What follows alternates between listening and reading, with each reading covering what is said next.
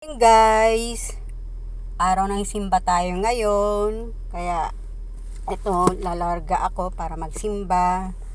Magpasalamat sa lahat ng biyaya. Pasensya na kayo. Simba-simba rin tayo. Huwag tayo magpabaya sa pagsisimba para gabayan niya tayo.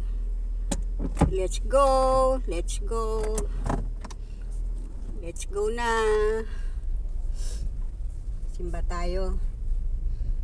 Guys, magsisimba ako mag-isa sa Malabon, doon sa General Trias. Kasi dito sa Robinson, pagkasama ko yung mga anak ko, diyan ako nagsisimba. Pero dahil ako lang mag-isa, doon ako sa Malabon. Yung maraming santo.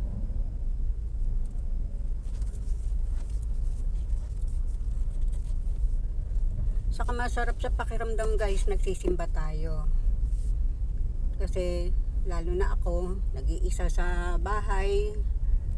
Nag-iisa lang ako sa bahay namin. Dahil yung mag-ama ko nasa abroad. Kaya kailangan ko talaga magsimba, humingi ng gabay.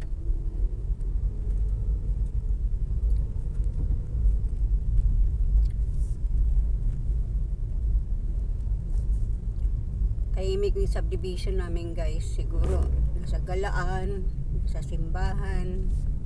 Pero karamihan niya nasa galaan.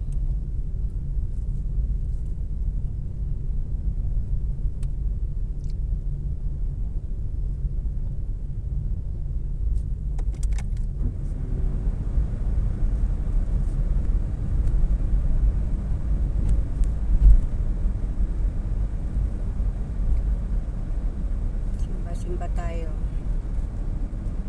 Yung mag-ama ko na hindi nagsisimba, ginagawa ko ng paraan na maisama sila sa mga dasal ko.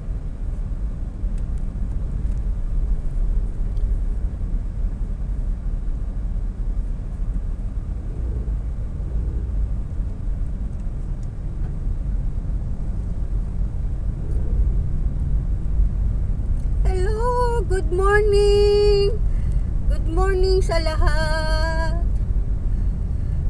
Alam mo guys, buti na lang bago umalis yung bunso ko, sumakay ng barko, nakarenew ako ng lisensya ko. Kasi nararamdaman ko na paalis na sa inyon. Kaya nag-renew agad ako ng lisensya. Mantakin mo, bago siya nakaalis yung bunso ko, 5 buwan na hindi ko iniintindi yung aking lisensya.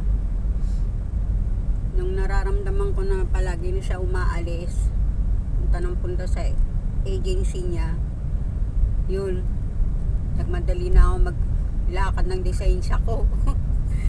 Sabi ko, etong layo ng subdivision ng gandun sa may palengke, lalakarin ko araw-araw ko sakaling mamamalengke ako. Kaya minadali ko talagang mag-ano ng lisensya eh. Sa awa ng Diyos naman, yun, nung sinabi niyang naasikaso na yung ticket niya, sabi ko ay salamat, may lisensya na ako. Kasi dito guys, mula palengke hanggang dyan sa bahay namin, ang bayad pag nag-tricycle ka, 60 pesos. Takin mo 60 pesos tuwing mamamalengke ka. Tapos pag nagsimba ka, ihanda mo yung 130 na pamasahe mo back and forth. Kaya yun ang ginawa ko. Kaya thanks God, naasikaso ko na agad yung lisensya ko. Kaya pag gusto ko lumabas, may lisensya ako.